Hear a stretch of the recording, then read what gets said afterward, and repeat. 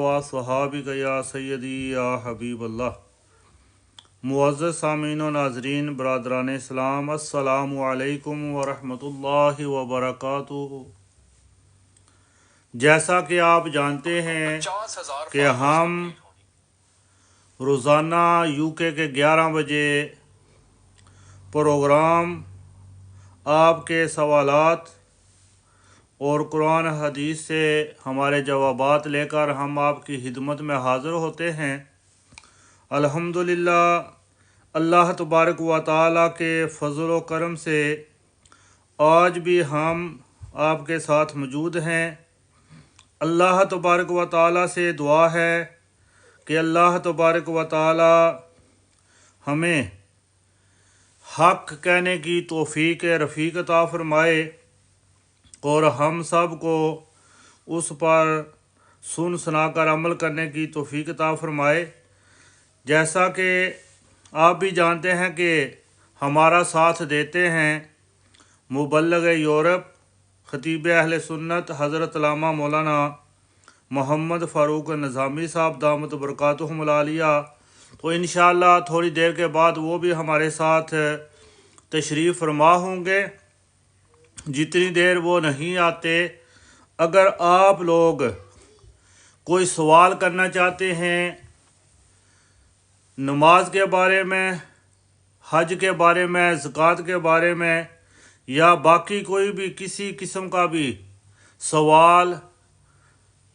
करना चाहते हैं, तो वो नीचे कमेंट्स में आप लिख दें, तो इंशाअल्लाह हम उसका जवाब देने की कोशिश करेंगे।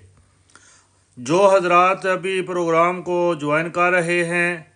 उनकी खिदमत में ये गुजारिश है कि वो इस प्रोग्राम को ज़्यादा से ज़्यादा लाइक करें, शेयर करें और दूसरे लोगों तक भी पहुँचाएँ। जी अल्हम्दुलिल्लाह, हमारे पास चंद सवालात तो आए हुए हैं। इंशाअल्लाह जितनी देर में हज़रत अल्लामा मौलाना मोहम्मद फ़ारूक निज़ामी साहब तशरीफ़ लाते हैं, उतनी देर में मैं आपके साथ हूँ। जब वो आए तो इंशाअल्लाह वो रोज़ाना की तरह पहले चंद अहादीस मुबारका बयान फरमाएंगे, तो उसके बाद इंशाअल्लाह वो आपके सवालात जो हैं उनके जवाबात देंगे। फिर सुन लें, जो हजरात भी इस वक्त स्क्रीन पर हैं मौजूद हैं, वो स्क्रीन को डबल टैप करें, क्लिक करते रहें, प्रोग्राम को लाइक और शेयर करते रहें। जितनी देर में आते हैं हज़रत अल्लामा मौलाना मोहम्मद फ़ारूक निज़ामी साहब, आप डबल टैप करते रहें और ये प्रोग्राम जो है वो दूसरों तक शेयर करते रहें। जो हजरात इस वक्त हमारे साथ स्क्रीन पर आने के लिए अपनी जो है वो रिक्वेस्ट सेंड कर रहे हैं, उनसे गुजारिश है कि ये प्रोग्राम सिर्फ सवाल और जवाब का है, दीनी इस्लामी प्रोग्राम है। अगर आप कोई दीन के बारे में, इस्लाम के बारे में, नमाज के बारे में, कुरान के बारे में, हदीस पाक के बारे में, नमाज पढ़ने पढ़ाने में कोई गलती हो जाए तो उसके बारे में, और भी कोई दीनी सवाल अगर आपके जहन में है, तो वो आप करने के लिए जब अल्लामा साहब आएंगे तो उनके साथ आप रिक्वेस्ट सेंड कर सकते हैं, तो इंशाअल्लाह वो आप उनके साथ मिलकर उनको शामिल कर सकते हैं। बाकी जितने भी हजरात हमारे पास मौजूद हैं, तो हम इंशाअल्लाह उनको भी ये गुजारिश करेंगे कि इस प्रोग्राम को ज़्यादा से ज़्यादा शेयर करते रहें और ज़्यादा से ज़्यादा लाइक करते रहें, ताकि ज़्यादा बंदे हमारे साथ शामिल हो सकें। जी डबल टैप करते रहें, शेयर करते रहें। इससे ये फ़ायदा होता है कि दूसरे लोग जो आपके साथी हैं, फ्रेंड हैं, उनको भी रिक्वेस्ट आप सेंड करेंगे तो वो भी हमारे साथ शामिल हो सकेंगे। माशाअल्लाह काफ़ी तादाद में लोग आ रहे हैं। मैं तमाम हजरात का दिल की अथाह गहराइयों से शुक्रिया अदा करता हूँ कि वो इस वक्त हमारे साथ मौजूद हैं। अल्हम्दुलिल्लाह थोड़ी ही देर के बाद हज़रत अल्लामा मौलाना मोहम्मद फ़ारूक निज़ामी साहब तशरीफ़ लाते हैं, तो वो आपके सामने कुरान और हदीस की रोशनी में आपके जो सवालात हैं उनका जो, तो माशाअल्लाह जज़ाकल्लाह जी हमारे साथ तशरीफ़ फरमा हो चुके हैं। مذہبی عظیم اسکالر حضرت علامہ مولانا محمد فاروق نظامی صاحب دامت برکاتہم العالیہ، تو میں اپنی گفتگو کو ختم کرتے ہوئے انہیں دعوت دوں گا کہ وہ تشریف لائیں اور اپنا کیمرہ بھی آن کرنے کی کوشش کریں تاکہ لوگ آپ کی زیارت بھی کر سکیں اور آپ سے علمی جو گفتگو ہے اس سے بھی مستفید ہو سکیں، اور جو پروگرام کو دیکھ رہے ہیں وہ شیئر اور لائک کرتے رہیں تاکہ دوسرے لوگوں تک بھی پہنچ سکے۔ جی علامہ صاحب۔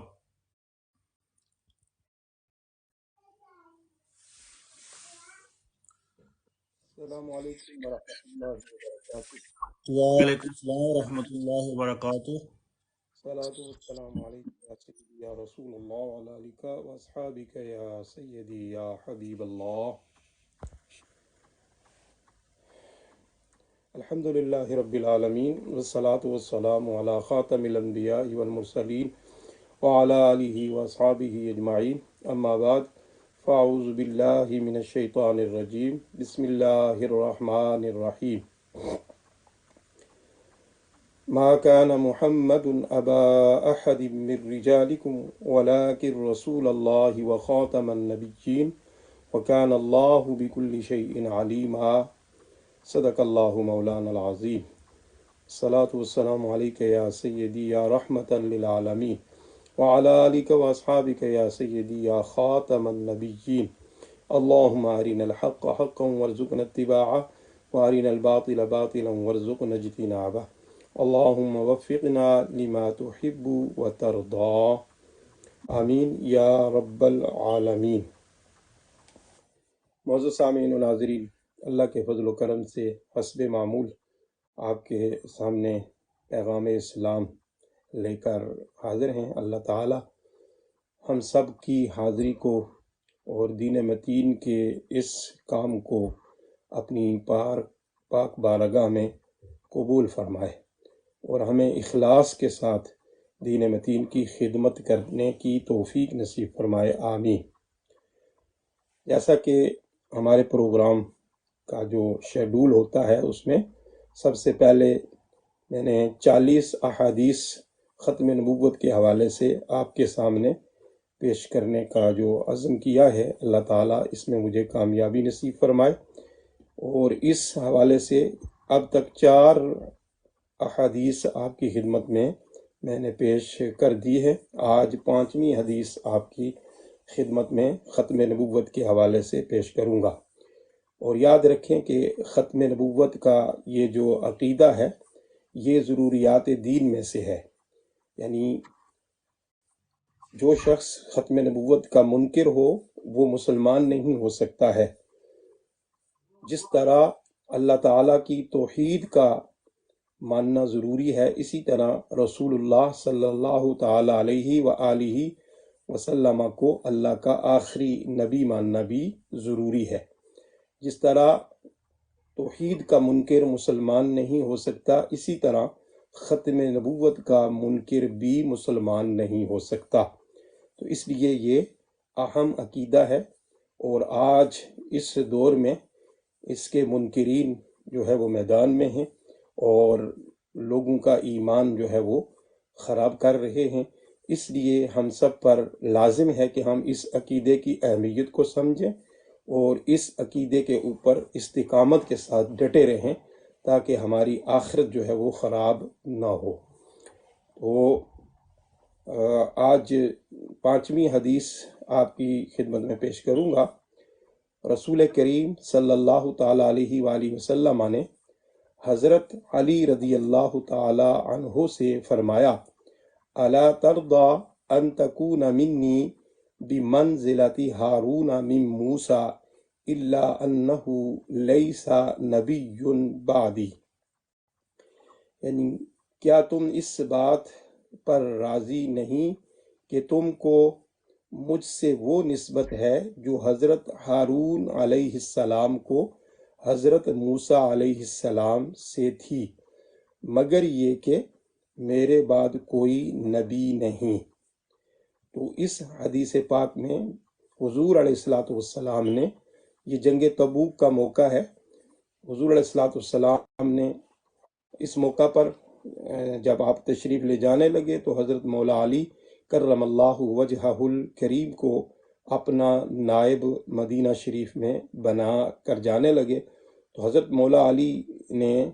اس پر یعنی حسرت کا اظہار کیا کہ میں جنگ میں جانا چاہتا ہوں۔ تو آپ نے جب یہ ارادہ ظاہر فرمایا تو انہوں نے حضرت علی نے اپنے دل کے اندر اس چیز کی حسرت رکھی کہ میں ہر جنگ کے اندر شریک رہا اور آج میں اس اہم مارکے کے اندر نہیں جا رہا ہوں، تو شاید اس میں کوئی میرے مرتبے میں یا میرے مقام میں کوئی کمی ہوگی۔ تو پیارے آقا نے فرمایا کہ ہرگز ایسا نہیں، آپ کو کیا یہ بات پسند نہیں ہے کہ آپ کا مرتبہ میرے ساتھ آپ کی نسبت ایسی ہو جیسے ہارون علیہ السلام کی نسبت موسیٰ علیہ السلام کے ساتھ تھی، کہ موسیٰ علیہ السلام جب کوہ طور پر تشریف لے گئے تو وہ اپنی نیابت جو ہے وہ حضرت ہارون علیہ السلام اپنے بھائی جان کو دے کر گئے۔ تو اسی طرح سرکار نے فرمایا کہ میں بھی اسی طرح آپ کو اپنا خلیفہ بنا کے جانے لگا ہوں۔ تو اب اس میں سرکار اگر یہاں تک بات رکھتے تو کسی کے ذہن میں یہ شک پیدا ہو سکتا تھا کہ موسیٰ علیہ السلام کے برادر حضرت ہارون علیہ السلام تو نبی تھے، تو لہٰذا حضرت علی رضی اللہ تعالیٰ عنہ بھی شاید وہ کامل نسبت و تشبیہ جو ہے وہ کامل دی جا رہی ہے۔ تو سرکار نے اس تشبیہ کے اندر جو یہ ذہن میں آ سکتا تھا سوال، اس کو زائل فرماتے ہوئے آپ نے فرمایا کہ اس بات کو غور سے سن لینا کہ کہیں یہ نہ کوئی سمجھ بیٹھے کہ جس طرح ہارون علیہ السلام نبی تھے اور وہ موسیٰ علیہ السلام کے خلیفہ بنے تو میں آپ کو بھی خلیفہ بنا رہا ہوں، لیکن یہ بات سمجھ لو، سن لو کہ آپ نبی کی حیثیت نہیں رکھتے ہیں، کیونکہ نبوت کا دروازہ میری ذات پر بند ہو گیا ہے، میرے بعد اب کوئی اور نیا نبی پیدا نہیں ہو سکتا ہے، اس لیے آپ میرے خلیفہ تو میرے اس موقع پر میری خلافت آپ کو ہے، نیابت آپ کے پاس ہے، لیکن نبی ہونے کی حیثیت سے نہیں ہے۔ آپ کی نسبت میرے ساتھ حضرت موسیٰ علیہ السلام کی جو نسبت ہارون علیہ السلام کے ساتھ تھی وہ ہے، لیکن وہ چونکہ دونوں بھائی نبی تھے، لیکن آپ نبی نہیں ہیں، باقی آپ کے ساتھ میری نسبت اور یہ جو فضیلت آپ کو میری نسبت سے حاصل ہے۔ اور اگلی چھٹی حدیث میں نبی کریم صلی اللہ تعالیٰ علیہ وآلہ وسلم نے ارشاد فرمایا، کانت بنو اسرائیل تسوسهم الانبیاء کلما ہلک نبی خلفہ نبی وانہ لا نبی بعدی، یعنی بنی اسرائیل کا نظام حکومت ان کے انبیاء کرام علیہ السلام چلاتے تھے، جب بھی ایک نبی جاتا تو اس کے بعد دوسرا نبی آتا تھا، اور بے شک میرے بعد کوئی نبی نہیں ہے۔ تو اس میں یعنی ایک تو یہ بھی ہمیں معلوم ہوا کہ آج کل کے دور کے اندر جو مذہبی رہنما، علماء کرام، مشائخ اعظام سیاست کے میدان میں آتے ہیں تو ان کے بارے میں یہ کہا جاتا ہے جی یہ سیاست ان کا کام نہیں ہے، یہ کہاں سیاست کرنے نکل آئے ہیں۔ تو یہاں سے سمجھ لیں کہ پیارے آقا نے فرمایا کہ بنی اسرائیل کے انبیاء جتنے بھی تھے وہ سارے کے سارے سیاسی تھے، وہ سیاست کرتے تھے۔ تو اس سے پتہ چلا کہ سیاست کرنا یہ کوئی عیب والا عمل نہیں ہے، ورنہ انبیاء کرام سیاست نہ کرتے، کیونکہ سارے انبیاء جو ہیں وہ معصوم ہیں۔ تو جب وہ معصوم ہیں اور پھر ان کے اندر جتنے بھی اللہ نے اوصاف اور کمالات رکھے وہ اعلیٰ درجے کے ہیں، تو ان کو اللہ تعالیٰ نے نقائص اور عیوب سے پاک رکھا، اور ان کے جو اعمال ہیں وہ بھی اعلیٰ درجے کے ہوتے ہیں، ان کے کام بھی جو ہے وہ قابل تعریف ہوتے ہیں۔ تو اس لیے سیاست کرنا یہ عیب والی بات نہیں ہے، کوئی معیوب عمل نہیں ہے۔ سیاست کا مطلب جو آج اس دنیا میں لیا جا رہا ہے اس کے بارے میں آپ کہہ سکتے ہیں کہ یہ سیاست نہیں ہے۔ آج منافقت کو، جھوٹ کو، فراڈ کو، دغا بازی کو سیاست کہا جاتا ہے، حالانکہ سیاست یہ نہیں ہے۔ سیاست عقل، فہم و فراست کے ساتھ امور کو چلانے کا نام ہے، یعنی عوام کے جو حقوق ہیں، معاملات ہیں، ان کو فہم و فراست کے ساتھ، دیانتداری کے ساتھ، ڈسپلن کے ساتھ چلانے کا نام سیاست ہے، نہ کہ جھوٹ، دغا، فراڈ اور دوسروں کے حق مارنے کا نام سیاست ہے۔ تو جو ہمارے مشائخ یا علماء آج سیاست سے کنارہ کشی کرتے ہیں، تو اس کی وجہ بھی یہی ہوتی ہے کہ وہ آج کی یہ جو سیاست متعارف کروائی گئی ہے، یہ ان کے شایان شان نہیں ہے، تو اس لیے وہ کہتے ہیں کہ ہم اس سیاست میں نہیں پڑھتے ہیں۔ لیکن اصل سیاست جو ہے یہ انبیاء کا جو ہے معمول ہے اور انبیاء کا طریقہ ہے، لہذا انبیاء کے طریقے والی سیاست کرنے کے لیے تمام علماء کرام کو میدان میں آنا چاہیے، وہ خواہ امام ہو، خطیب ہو، وہ پیر ہو، کوئی بھی ہو، تو اس کو وہ سیاست جو ہمارے انبیاء کرام نے کی اور ہمارے آقا صلی اللہ تعالیٰ علیہ وآلہ وسلم نے مسجد نبوی شریف میں بیٹھ کر کی، اور پھر آپ کے بعد خلفائے راشدین نے کی، اور پھر اس کے بعد جتنے بھی جو ہے وہ خلفاء آئے اور جنہوں نے قرآن و سنت کے مطابق جو ہے وہ معاملات چلائے، تو ایسی سیاست تو ہر عالم دین کو، ہر پیر کو کرنی چاہیے، بلکہ سیاست تو کام ہی علماء اور مشائخ کا ہے، کیونکہ وہ قرآن کو سمجھتے ہیں، وہ حدیث کو سمجھتے ہیں، وہ دین کو سمجھتے ہیں، اور قرآن و حدیث اور دین کے مطابق معاملات کو چلانا یہ سیاست ہے۔ تو حضور علیہ السلام نے یہ فرمایا کہ بنی اسرائیل کے انبیاء جو ہیں وہ سیاست کرتے تھے، اور پھر آپ نے فرمایا کہ اب میرے بعد چونکہ اور کوئی نبی نہیں آئے گا، اس لیے اب یہ سیاست کا معاملہ انبیاء کے لیے جو ہے وہ ختم ہو چکا ہے۔ میری ذات پر ختم نبوت کا دروازہ جب بند ہو گیا، تو اب انبیاء نہیں بلکہ پیارے آقا نے فرمایا کہ اب جو یہ نظام ہے دنیا کا چلانا، یہ میرے علماء، میری امت کے علماء کے طرف جو ہے وہ منتقل ہوگا،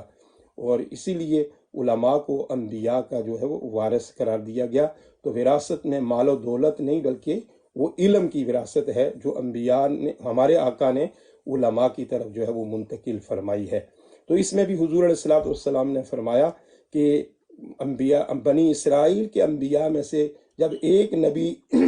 تشریف لے جاتے تھے، ظاہری دنیا سے پردہ کرتے، تو ان کے بعد دوسرا نبی اللہ تعالیٰ مبعوث فرما دیتا تھا، لیکن جب میں اس دنیا میں مبعوث ہو گیا تو اب میرے بعد کوئی اور نبی نہیں آئے گا، میری ذات پر جو ہے وہ سلسلہ نبوت جو ہے وہ کمپلیٹ ہو گیا ہے۔ تو آج کے اس درس کے اندر میں نے 2 حدیثیں آج بھی پیش کی ہیں، تو اللہ تعالیٰ ہمیں اس مسئلے کو، جو مسئلہ ختم نبوت ہے، کو صحیح معنوں میں سمجھنے اور اس پر پھر مکمل عمل پیرا رہنے کی توفیق نصیب فرمائے، اور اس پر ایمان رکھنے اور دوسروں کو اس مسئلے کی حساسیت اور اس مسئلے کی اہمیت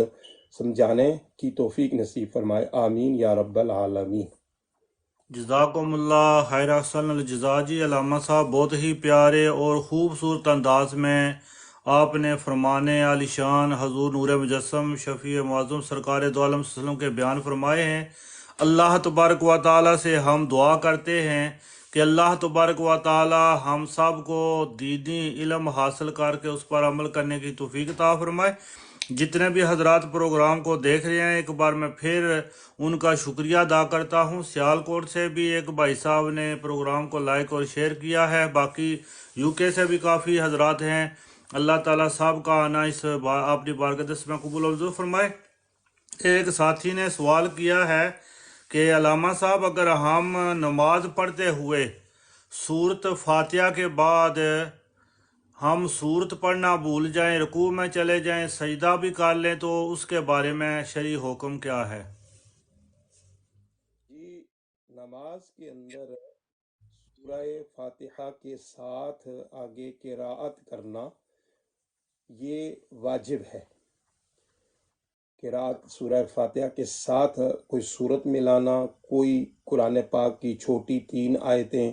یا بڑی 1 آیت جو 3 آیتوں کے برابر ہو، اس کا پڑھنا جو ہے وہ واجب کا درجہ رکھتا ہے۔ اور نماز کے اندر جتنے بھی واجبات ہیں उनमें से कोई भी वाजिब अगर भूले से रह जाए, छूट जाए, तो फिर उसके लिए उसका तदारुक और उसको सही करने का, नमाज दुरुस्त करने का तरीका शरीयत ने हमें ये बताया है कि फिर आखिर में सजदा साहब किया जाए। तो जब कोई वाजिब भूले से छूट जाएगा और आखिर में नमाज सारी पढ़ने के बाद फिर दाईं तरफ अत्तहियात पढ़ के सलाम फेर कर फिर 2 सजदे किए जाएं, तो ये इसको सजदा साहब की कहा जाता है। तो जब कोई आदमी इस तरह भूल जाए तो सजदा साहब करेगा तो उसकी नमाज जो है वो दुरुस्त हो जाएगी। जी, जज़ाकल्लाह माशाल्लाह, बहुत ही खूबसूरत और आसान सा आपने जवाब दिया है। तो दूसरा सवाल है, एक भाई साहब ने पूछा है कि सर के बाद लोग जो हैं वो सर के आधा हिस्सा जो है वो बाल कटवाते हैं और आधा हिस्सा छोड़ देते हैं, इसके बारे में कुरान हदीस का क्या हुक्म है? कि सर के बालों के बारे में जो मसला है वो ये है कि सर के सारे बाल रखने चाहिए। जैसे कि जुल्फ़ों की सूरत में हमारे प्यारे आका सल्लल्लाहु ताला अलैहि वसल्लम अपने सर के ऊपर जुल्फ़ें रखते थे, और जुल्फ़ों के रखने का भी एक हद है, और उसमें यानी वो भी मैं बयान कर देता हूँ ताकि सुनने वालों को फ़ायदा हो जाए। तो प्यारे आका सल्लल्लाहु ताला अलैहि वसल्लम की जो जुल्फ़ें होती थी, सर के ऊपर बाल मुबारक होते थे, उनकी आप कंघी फरमाते थे और दरमियान से आप जो है वो चीर निकालते थे। तो बाल जो हैं वो कभी आपके निसफ कान की लो तक होते, फिर बड़े होते कान की लो तक जाते, और फिर वो आगे बढ़ते बढ़ते जब कंधों के करीब यानी कंधों के बोसे लेना शुरू करती आपकी जुल्फ़ें, तो फिर आप उनको कटवा कर फिर ऊपर ले आते थे। तो अगर कोई मर्द जुल्फ़ें रखे, सुन्नत समझ के रखे, तो उसको जुल्फ़ें रखने का, बाल रखने का सवाब मिलेगा, लेकिन रखने की हद ये होगी या वो कान की लो तक या कंधों के दरमियान तक, और या ज़्यादा से ज़्यादा वो कि कंधों तक हों। इससे नीचे अगर जाएंगी तो फिर ये जायज़ नहीं रहेगा, क्योंकि इससे नीचे अगर चले जाएं बाल तो ये फिर औरतों के साथ जो है वो मुशाबहत हो जाती है इससे। और हमारे आका सल्लल्लाहु ताला अलैहि वसल्लम ने फरमाया कि जो मर्द औरतों की मुशाबत इख्तियार करे, इसी तरह जो औरत मर्दों की मुशाबत इख्तियार करे, उस पर अल्लाह की लानत। तो जब इसको मना किया गया और इस ऐसा करने से बंदा अल्लाह की रहमत से महरूम होता है, तो फिर अगर कोई जुल्फ़ें रखे तो उसे सुन्नत समझ के रखनी चाहिए, और जितने हमारे आका सल्लल्लाहु अलैहि वसल्लम की सुन्नत थी उतने ही रखने चाहिए, उससे ज़्यादा नहीं रखने चाहिए। इसी तरह अगर कोई औरत जो है वो बाल कटवाती है तो औरत के बाल जो हैं उसके सर की जीनत हैं, उसे नहीं कटवाने चाहिए, बाल सर के ऊपर बड़े रखने चाहिए। लेकिन अगर वो किसी वक्त मसलन पीछे से नीचे से बाल को काटती है तो उससे भी इतने बाल काट कर ऊपर लाने की इजाज़त नहीं है कि वो मर्दों के साथ मुशाबत इख्तियार हो जाए। तो ये मसला जो है ये बाल रखने का है। अब है कि अगर कोई शख्स बाल कटवाता है तो उसके लिए भी ये है कि वो सर के सारे बाल कटवाए, बराबर कर ले। यानी ऐसा करना कि आधा सर मंडवा देना और आधा बाकी रखना, यानी साइडों से मंडवा कर ऊपर जो है वो एक गुच्छा सा बना देना, या ऐसे भी कुछ लोग करते हैं ऊपर से जो है वो मंडवा देते हैं, साइडों के ऊपर रख लेते हैं। तो ये मुनासिब नहीं है, इसको हदीस पाक में कज़ा कहा गया है और इसको मुकरू करार दिया गया है। ऐसा करने से यानी मकरू इसको करार दिया गया है, मना किया गया है। तो लिहाजा इस अंदाज में बाल नहीं कटवाने चाहिए, ये कराहत के दर्जे में जाएगा। तो हमारे आजकल नौजवान जो इस तरह बाल कटवाते हैं और इसी तरह साथ दाढ़ियों के डिज़ाइन इस तरह के बनवाते हैं, तो उनको इससे बाज आना चाहिए। और इससे इस्लाम का क्योंकि मजाक उड़ाया जा रहा होता है और इस्लाम के हवाले से गलत जो है वो तासुर जाता है, तो इसलिए जो हमें इस्लाम ने तरीका बतलाया है बाल रखने का, बाल कटवाने का, हमें उसी को फॉलो करना चाहिए। अल्लाह ताला हमें सही समझने और उस पर अमल करने की तौफीक नसीब फरमाया, आमीन। जी, अगला सवाल है हमारे पास, एक भाई साहब ने पूछा है, क्या आंधा नाबीना शख्स नमाज की जमात करवा सकता है? نابینا شخص جو ہے وہ امامت کروا سکتا ہے، اور اس کے لیے سب سے بڑی دلیل یہ ہے کہ ہمارے آقا صلی اللہ تعالیٰ علیہ وآلہ وسلم کے صحابہ میں ایک صحابی حضرت عبداللہ ابن ام مکتوم رضی اللہ تعالیٰ عنہ یہ نابینا صحابی تھے، اور ہمارے آقا صلی اللہ تعالیٰ علیہ وآلہ وسلم نے ایک موقع پر مدینہ شریف میں اپنی عدم موجودگی میں امامت کے فرائض ان کے حوالے فرمائے تھے، ان کو آپ نے امامت کی اجازت عنایت فرمائی۔ تو اس سے یہ بات واضح طور پر ہمیں ملتی ہے کہ نابینا آدمی جو ہے وہ امامت کروا سکتا ہے، لیکن اس کے اندر یعنی دور حاضر کے اندر اس میں یہ ان چیزوں کا خیال رکھنا ضروری ہے، کیونکہ جب کوئی شخص نابینا ہے، اسے چونکہ پھر دکھائی نہیں دیتا ہے، تو پھر اس چیز کا خیال رکھنا ضروری ہے کہ وہ پاکی ناپاکی کا جو ہے وہ مسئلہ اس کا جو ہے وہ کوئی ایسا آدمی اس کے ساتھ ہو جو اس چیز کا خیال رکھ سکے۔ مثلا اگر اس کے کپڑوں کے اوپر کوئی ناپاکی وغیرہ لگی ہے تو اس کو تو نظر نہیں آ رہا، اس کو پتہ نہیں چلے گا، تو اس طرح اگر کوئی نابینا شخص ہے کہ اس کے ساتھ کوئی ایسا آدمی موجود ہے جو اس کا اس چیز کا خیال رکھتا ہے، اور وہ باقاعدہ مسائل وغیرہ سے بھی آگاہ ہے، قرآن بھی صحیح پڑھنا اس نے سیکھا ہوا ہے، تو پھر وہ اگر کسی جگہ پر امامت کرواتا ہے تو اس کی امامت بالکل بلا کراہت جائز ہے۔ اور اگر کوئی ایسا شخص ہے نابینا ہے اور اس کے ساتھ کوئی اس کی طہارت وغیرہ کے معاملات جو ہیں وہ اتنے صحیح نہیں رہتے، کوئی اس کا خیال رکھنے والا بھی نہیں ہے، اور وہ دوسرے لوگ بھی جو ہیں وہ اس سے بہتر موجود ہیں، تو پھر ان کے ہوتے ہوئے پھر دوسرے لوگوں کو امامت کروا لینی چاہیے۔ لیکن اگر وہ اپنی طہارت وغیرہ ان ساری چیزوں، کپڑے کی ناپاکی وغیرہ، اس کا وہ خیال رکھتا ہے، کوئی اپنے پاس ساتھ اس کا بندہ موجود ہے، تو بالکل وہ امامت کروا سکتا ہے۔ جی جزاک اللہ، ماشاء اللہ، بہت ہی پیارے اور خوبصورت انداز میں آپ نے وضاحت فرما دی ہے۔ جن بھائی صاحب نے آگے صورت بھولنے کا پوچھا ہے وہ دوبارہ لکھ رہے ہیں کہ کیا فرض جو نماز ہے، یعنی کہ جو فرض ہیں، ان میں بھی صورت اگر بھول جائے تو سجدہ سہو کرنے سے نماز پوری ہو جائے گی؟ فرض جو 4 رکعتوں والے یا مغرب کی 3 رکعتیں ہیں، تو اس میں یاد رکھیے کہ فرضوں کی پہلی 2 رکعتوں میں جو ہے وہ سورہ فاتحہ کے ساتھ سورت ملانا واجب ہے، لیکن فرضوں کی پہلی 2 رکعتوں کے بعد جو 2 رکعتیں ہیں یا مغرب کی نماز ہے تو 1 رکعت ہے، اس میں سورہ فاتحہ کے ساتھ سورت ملانا واجب نہیں ہے، بلکہ سورہ فاتحہ بھی پڑھنا واجب نہیں ہے۔ تو لہذا فرضوں کی پہلی رکعتوں کے اندر اگر کسی کو سورہ فاتحہ کے ساتھ سورت ملانا وہ یاد نہیں رہا، وہ بھول گیا ہے، تو پہلی 2 رکعتوں کے اندر اگر ایسا ہوا کہ پہلی 2 رکعتوں میں سورہ فاتحہ کے ساتھ سورت نہیں ملائی، کوئی آیات نہیں پڑھی، تو اس صورت میں تو سجدہ سہو ہوگا۔ لیکن اگر دوسری 2 رکعتوں میں، یعنی 2 رکعتوں کے بعد جو 2 رکعتیں ہیں یا مغرب کی جو 1 رکعت ہے، اس میں اگر اس نے سورہ فاتحہ پڑھی اور ساتھ سورت نہیں ملانی، ویسے ملانی بھی نہیں ہے، لیکن اگر کسی شخص نے ملا بھی دی یا نہیں ملائی، یا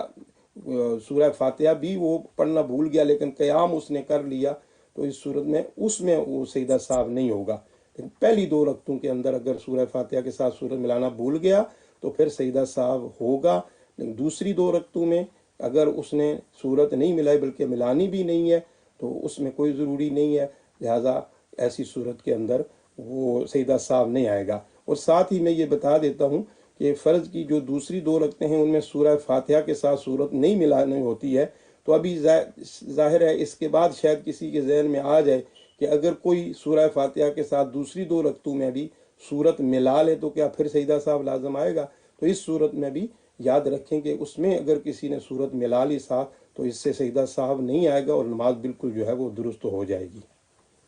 یہ ہماری ایک بہن صاحبہ ہیں بحرین سے، وہ سوال کر رہی ہیں علامہ صاحب اگر بازو کے اوپر ٹیٹو بنا ہو، ٹیٹو کہتے ہیں یہ جو پھول دار یا کوئی کسی چیز کا نقشہ بنواتے ہیں آج کل لوگ، تو ٹیٹو بنا ہو تو وضو اور نماز پڑھ سکتے ہیں ٹیٹو کی وجہ سے؟ اکثر لوگ جو ہیں وہ پہلے صرف ماتھے پر چاند بنوا لیتے تھے یا کوئی اپنا نام، آج کل جو انگریزوں نے نکالا ہوا ہے بازو پر بھی سارے جسم پر وہ ٹیٹو بنوا لیتے ہیں، تو وہ پوچھ رہی ہیں کہ کیا بازو پر اگر ٹیٹو بنا ہو تو اس سے وضو اور نماز ہم پڑھ سکتے ہیں؟ جی یہ بڑا ہی اہم مسئلہ ہے، آج کل اکثر نوجوان اس طرح کر لیتے ہیں۔ تو یہ بات یاد رکھیے گا کہ وضو کے اعضاء جو ہیں، میں نے جس طرح پہلے بتایا تھا، چہرہ اور دونوں بازو اور سر کا مسح اور دونوں پاؤں، یہ وضو میں اعضاء دھونے اور سر کا مسح کرنا یہ فرض کا درجہ رکھتا ہے۔ اور اسی طرح اگر غسل فرض ہو جائے تو پھر سر سے لے کر پاؤں تک پورا جسم جو ہے اس کے ہر حصے پر پانی بہانا، یہ غسل کے فرضوں میں سے ایک فرض ہے۔ تو لہٰذا اگر اس غسل کی صورت میں اگر جسم کے کسی حصے پر بھی کوئی اس طرح کا نقش و نگار یا کوئی ایسی چیز لگا دی گئی جو جسم کے نیچے باڈی جو اصل ہے اس تک پانی پہنچنے میں رکاوٹ بن رہی ہے، تو اس رکاوٹ بننے کی صورت میں وہ پانی جو وہ روک رہی ہے، وہ چیز جس کا اوپر جسم بن گیا ہے، اس کی وجہ سے پھر اگر وضو کے اعضاء پر ہے تو پھر وضو نہیں ہوگا، اور اگر غسل فرض ہوا تو پورے جسم میں کسی جگہ پر بھی ہے تو پھر غسل نہیں ہوگا۔ اب یہ مسئلہ ہے عام صورتحال میں۔ اب ٹیٹو جو بنایا جاتا ہے، اس میں جو میری معلومات ہے میں وہ بیان کرتا ہوں، اگر اس میں کوئی مجھ سے غلطی ہوئی تو میری رہنمائی فرما دینا، کہ میں نے دیکھا کہ وہ جسم کے اوپر یعنی مشین چلوا کر اس کے بیچ میں کوئی رنگ وغیرہ بھرتے ہیں،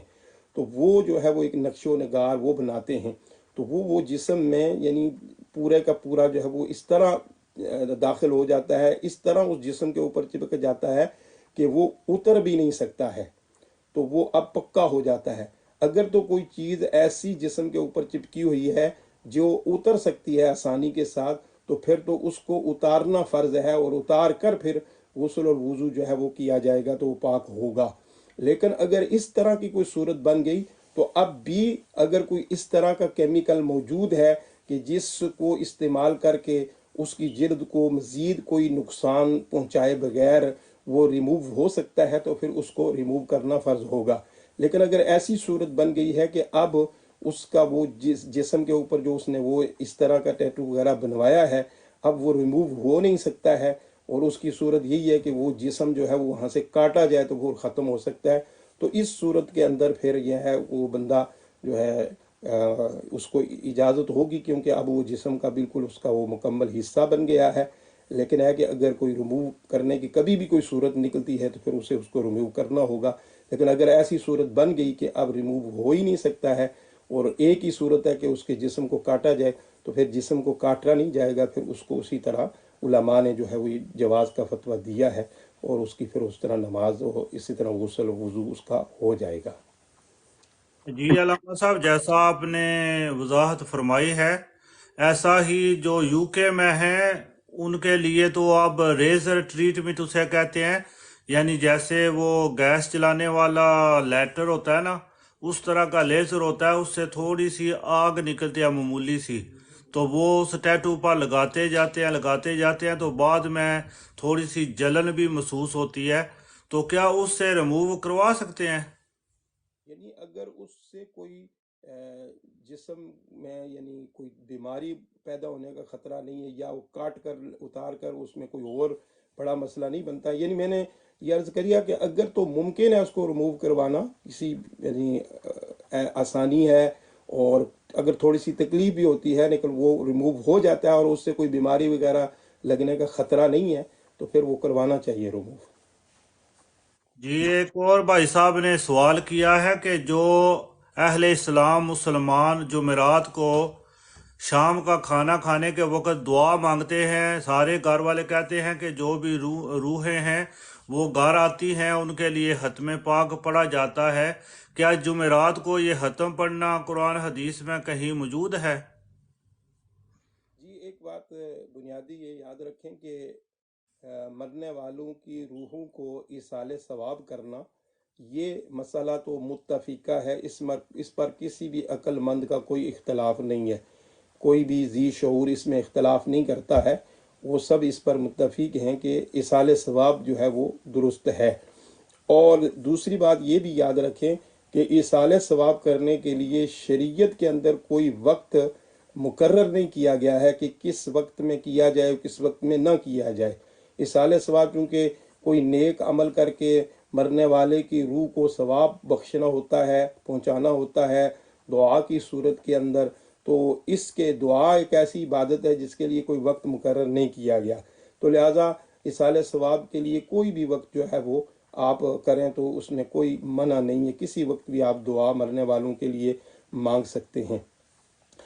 और अब अगर कोई ख़ास वक्त मुकर्रर करता है तो इसमें यह है कि अगर वो ख़ास वक्त मुकर्रर करके ये अकीदा और नज़रिया नहीं बनाता है कि ये जो मैंने ख़ास वक्त मुकर्रर किया है इसी में जो है इसाले सवाब हो सकता है, इससे हटकर किसी और वक्त में नहीं हो सकता,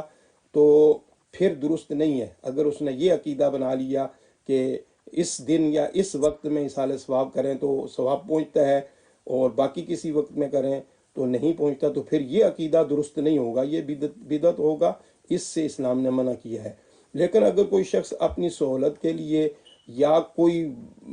बरकत वाला वक्त, कुछ औकात और कुछ दिन ऐसे होते हैं जिसमें बरक़ात वगैरह की जो है वो घड़ियां आती हैं, तो अगर वो इस नज़रिए से कि ये एक बाबरकत वक्त है या बाबरकत मकाम है तो मैं इस वक्त में दुआ मांगता हूँ, इस वक्त के अंदर इसाले सवाब करता हूँ, तो इसमें कोई हरज नहीं है। अब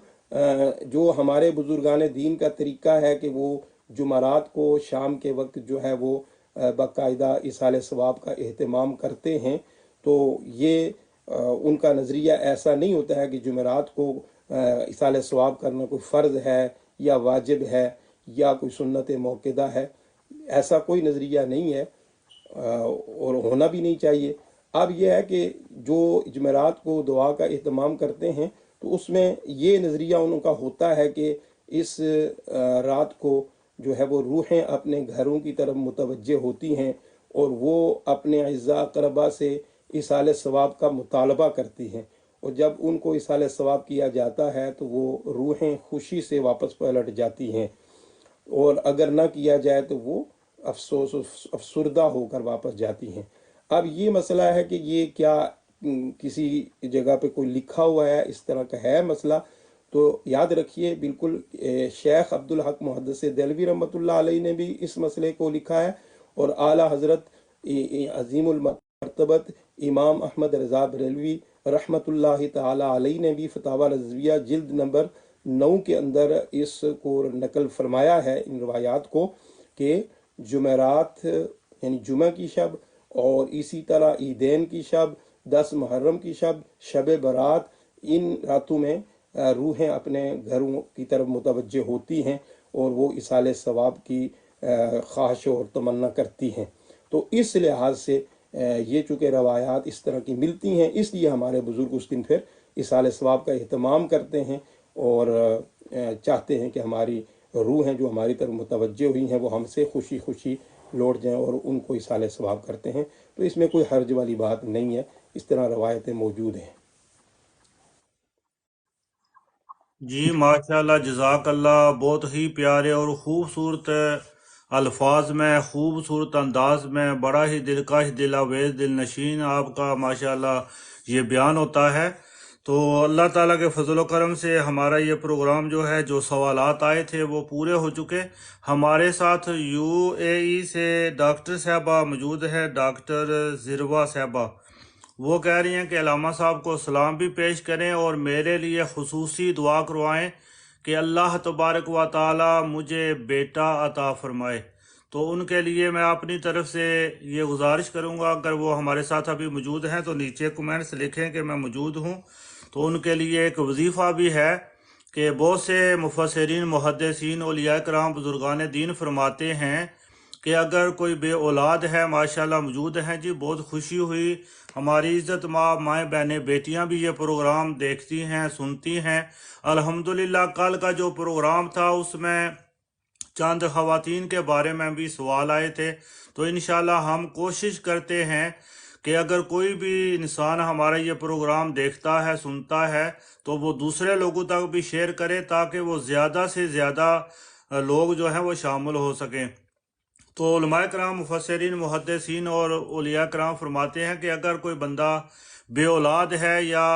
बेटे की उसे कोशिश करते हैं कि औलाद हो, तो वो ज़्यादा से ज़्यादा दुरूद शरीफ पढ़ा करें। اگر زیادہ ٹائم نہیں تو 313 مرتبہ روزانہ درود شریف پڑھ کر دعا مانگیں کہ اللہ رب العزت ہم نے سرکار دو عالم صلی اللہ علیہ وسلم کی بارگدس میں جو ہدیہ درود و سلام پیش کیا ہے اس کے صدقے میں ہمیں اولاد عطا فرما، اور بالخصوص جب ماہ ربیع الاول شریف آئے گا تو میں سرکار دو عالم صلی اللہ علیہ وسلم کی جو میلاد شریف کی محفل ہے وہ اپنے گھر میں سجاؤں گی یا سجاؤں گا، تو اللہ تعالیٰ اس میلاد شریف کے صدقے میں اولاد عطا فرما دیتا ہے، بیٹی بھی اور بیٹا بھی۔ تو یہ آپ عمل کریں۔ ڈاکٹر صاحبہ ہمارے لیے آپ بھی دعا کریں کہ اللہ تبارک و تعالیٰ ہم سب کو جو ہے وہ نیکی کے کام کرنے کی توفیق عطا فرمائے۔ جتنا بھی دین کا علم ہم نے پڑھا ہوا ہے، سنا ہوا ہے، آج بھی ہم سن رہے ہیں، اللہ تعالیٰ ہم سب کو عمل کرنے کی توفیق عطا فرمائے۔ تو ہم چلتے ہیں دعا کی طرف، جیسا کہ ہمارا یہ معمول ہے کہ روزانہ ہم تمام ناظرین سامعین جو ہمارے ساتھ جڑے ہوتے ہیں، ہمارا پروگرام دیکھتے ہیں، لائک کرتے ہیں، شیئر کرتے ہیں، ڈبل ٹیپنگ کرتے ہیں، ان کے لیے آخر میں ہم دعا کرتے ہیں۔ تو ہم علامہ صاحب کی طرف چلتے ہیں، وہ ہم سب کے لیے آج بھی دعا کرتے ہیں۔ جی علامہ صاحب۔ الحمدللہ رب العالمین والصلاة والسلام علی خاتم الانبیاء والمرسلین وعلی آلہ واصحابہ اجمعین۔ اللہم ربنا آتنا فی الدنیا حسنۃ وفی الآخرۃ حسنۃ وقنا عذاب النار وادخلنا الجنۃ مع الابرار یا عزیز یا غفار یا رب العالمین۔ یا اللہ یا رحمان یا رحیم یا ارحم الراحمین یا ارحم الراحمین یا ارحم الراحمین یا مالک الملک یا ذی الجلال والاکرام۔ یا اللہ ہماری اس کوشش کو